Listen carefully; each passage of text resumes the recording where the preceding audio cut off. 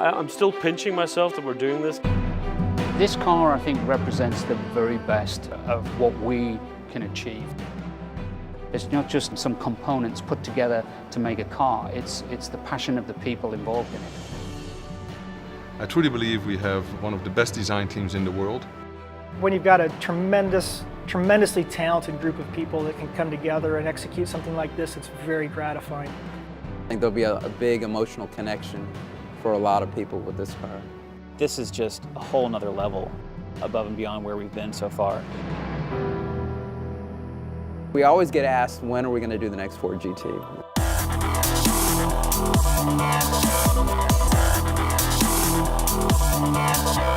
When we were looking at 2016, which is the 50th anniversary of us winning the 24 Hours Le Mans, in fact coming in 1, 2, 3, we really felt it's the 50th anniversary.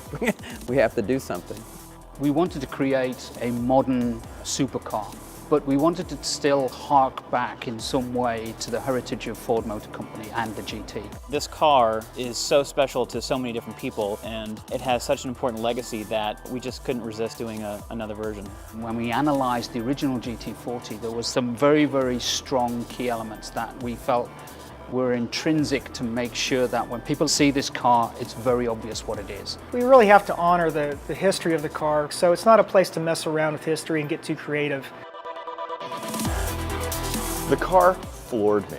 It's really something else. It has the Ford GT heritage. You can see it instantly in the front, but as you travel along the sightlines of the car, it's really from another planet. This car is very forward-looking. It's very futuristic. It harkens back to the real iconic details of the original Ford GT, but it really is very much an artifact from the future. There's a water line that runs around the nose, just below the headlights. That water line has a negative cutback, and that was something that was always on the original GT40. The headlights tend to be more squared off. It's not just styled, it's very intentional. Everything is there for a purpose. We're targeting over 600 horsepower, so with this small compact V6, we really have extraordinary power density from this engine. Clearly, performance is one of the most important drivers of this car, as much as on the exterior as it is on the interior. The design reflects all the simplicity that gives that feeling of performance and lightness. I think when you look at the car, you can probably see it could only be made now. I think we probably couldn't have built this car in terms of the construction of the car 60 years ago. The use of carbon fiber allowed us to get some radical form executions because of the material finish. Like the dash is a structural member of the tub. The tub is a structural part of the car. The dashboard is actually the cross-car beam and gives the stiffness to the actual chassis. It's super lightweight, so it's the best material for creating an efficient product.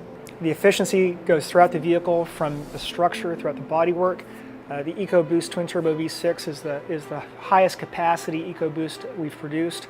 It's pure in its essence. Its primary function is to be a performance car, to go fast. So what you see is a very, very simple interior, but actually everything is readily available for the driver.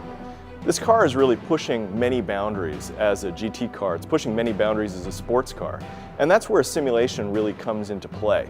I think the whole concept of gaming is one of those things that is very important in making a connection to customers and creating that real sense of participation in the product and really driving the aspirational nature of the product.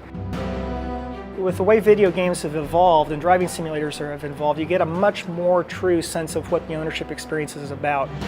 You know, way back in the 70s, kids just had a poster on a wall, but it was enough. This beautiful image on the wall was enough to drive a passion. What Forza brings to those guys is it brings the poster on the wall to life. There's not going to be a lot of these cars made, and not everyone's going to get to be able to drive one, but now you can actually do it virtually, and I think that's going to be even added to the excitement of the car. Great brands have really great stories to tell, and I think Forza gives us a new opportunity to kind of tell that story to a new audience. What a cool moment this is. 10 years of Forza anniversary, 50 years since the winning GT40 at Le Mans. The original Ford GT was one of those cars that made us all fall in love with cars to begin with. So to be a part of this and to create a new future legacy for the Ford GT and to continue that, it's extremely exciting. There's always something as an engineer that you know, I wish we had done this a little different, and that's the nature of an engineer. There's always something you're looking to improve, but right now there isn't a single line I'd change on it. I wanted this to be a beautiful piece of product design. People to look at this and say, yes, it's a great tool that does a purpose. Yes, I see the heritage, but my God, it's gorgeous too.